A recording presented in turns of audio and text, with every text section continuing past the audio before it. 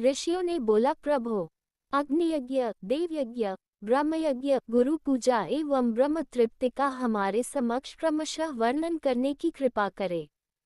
सूत जी बोले, महर्षियों, गृहस्थ पुरुष सायंकाल और प्रातः काल अग्नि में जो चावल इत्यादि द्रव्य की आहुति देता है, अग्नि यज्ञ उसी को बोलते हैं।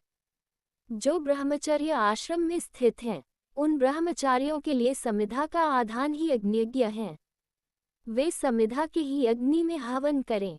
ब्राह्मणों, ब्रह्मचर्य आश्रम में निवास करने वाले द्विजों का जब तक विवाह न हो जाए और वे उपासनाग्नि की प्रतिष्ठा न कर ले, तब तक उनके लिए अग्नि में समिधा की आहुति, व्रत आदि का पालन तथा विशेष यजन आदि ही कर्तव्य हैं। यही उनके लिए अग्नियज्ञ हैं।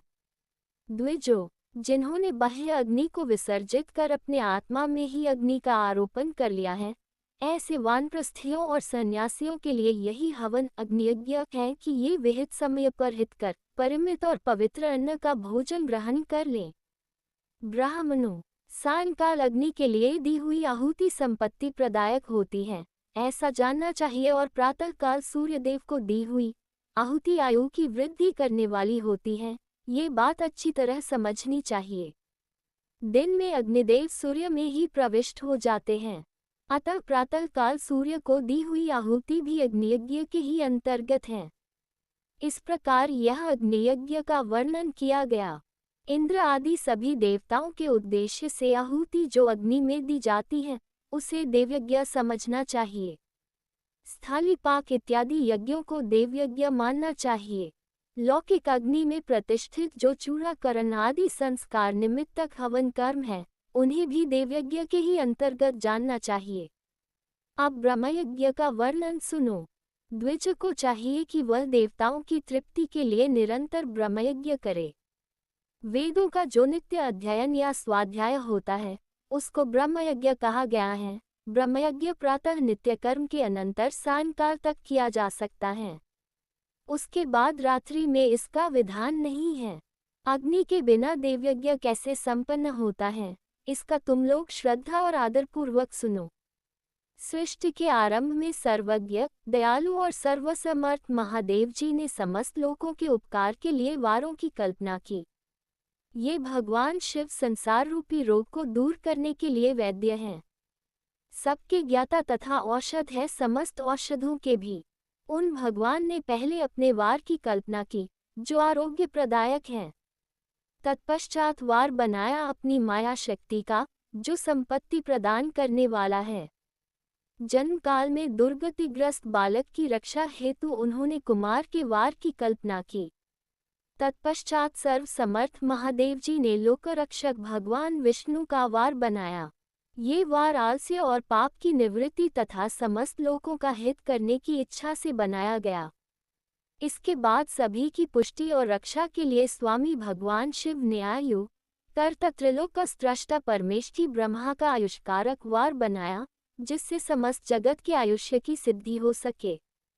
इसके पश्चात तीनों लोकों की वृद्धि हेतु पहले पुण्य पाप की रचना हो जाने पर उनके करने वाले लोगों को शुभ फल देने के लिए भगवान शिव ने इंद्र और यम के वारों का निर्माण किया। ये दोनों वार क्रमशः भोग देने वाले तथा लोगों के मृत्यु भय को दूर करने वाले हैं। इसके बाद सूर्य आदि 7 ग्रहों को, जो अपने ही स्वरूपभूत तथा प्राणियों के लिए सुख दुख के सूचक है, भगवान शिव ने उपर्युक्त 7 वारों का स्वामी निश्चित किया। वे सब के सब ग्रह नक्षत्रों के ज्योतिर्मय मंडल में प्रतिष्ठित हैं। शिव के वार या दिन के स्वामी सूर्य हैं। शक्ति संबंधी वार के स्वामी सोम हैं। विष्णुवार के स्वामी बुध हैं। इंद्रवार के स्वामी शुक्र और यमवार के स्वामी शनैश्वर हैं। अपने अपने वार में की हुई उन देवताओं की पूजा उनके अपने अपने फल को प्रदान करने वाली होती है। सूर्य आरोग्य के और चंद्रमा संपत्ति के दाता हैं। मंगल व्याधियों का निवारण करते हैं। बुध पुष्टि देते हैं।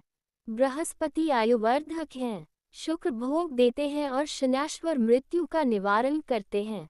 ये 7 वारों के क्रमशः फल बताए गए हैं, जो उन देवताओं की प्रीति से प्राप्त होते हैं। अन्य देवताओं की भी पूजा का फल देने वाले भगवान शिव ही हैं।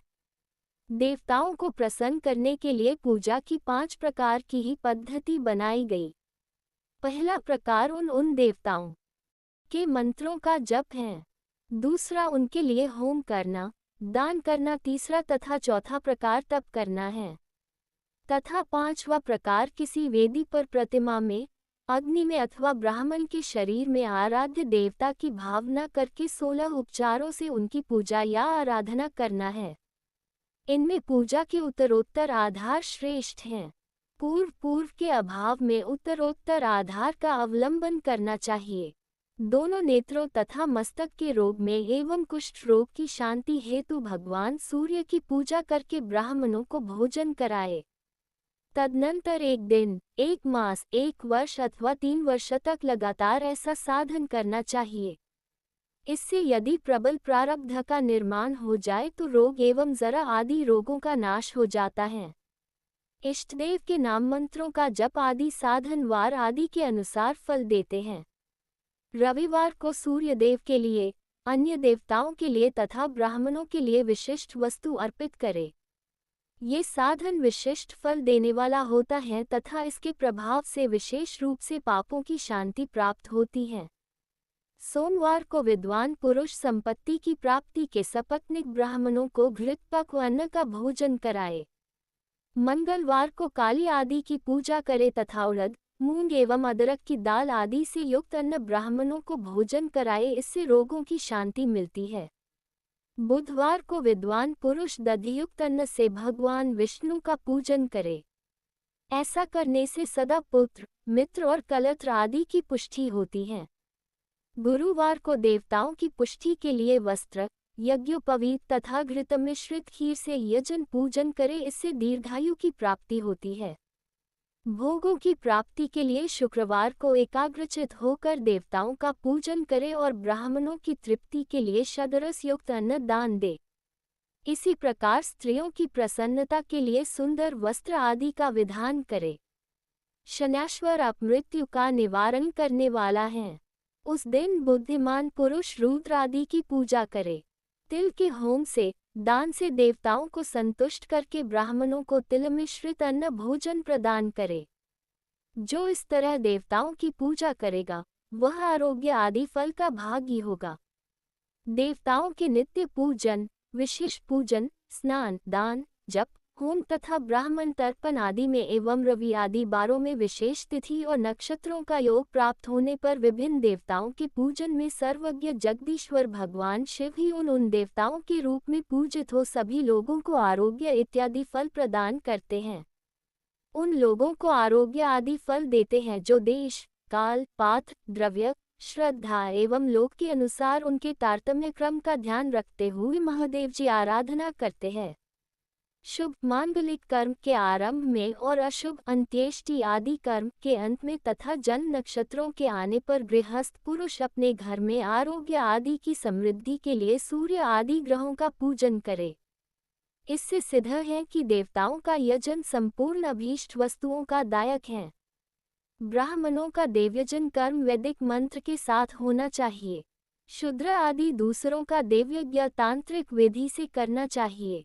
शुभ फल की इच्छा रखने वाले मनुष्यों को सातों ही दिन अपनी शक्ति के अनुसार सदा देव पूजन करना चाहिए। निर्धन मनुष्य तपस्या, व्रत आदि के कष्ट सहन द्वारा और धनी धन के द्वारा देवताओं की आराधना करे। वह बार बार श्रद्धापूर्वक इस तरह के धर्म का अनुष्ठान करता है और बारंबार पुण्य लोकों में नाना प्रकार के फल भोग कर पुनः इस पृथ्वी पर जन्म ग्रहण करता है। धनवान पुरुष सदा भोग सिद्धि के लिए मार्ग में वृक्षादि लगाकर लोगों के लिए छाया की व्यवस्था करे। जलाशय, कुआं, बावली और पोखरे बनवाए। वेद शास्त्रों की प्रतिष्ठा के लिए पाठशाला का निर्मित करे तथा अन्यान्य प्रकार से भी धर्म का संग्रह करता रहे। धनी को ये सब कार्य सदा ही करते रहना चाहिए। समयानुसार पुण्य कर्मों के परिपाक से अंतःकरण शुद्ध होने पर ज्ञान की सिद्धि हो जाती है। द्विजो, जो इस अध्याय को सुनता, पढ़ता अथवा सुनने की व्यवस्था करता है, उसे देवयज्ञ फल मिलता है।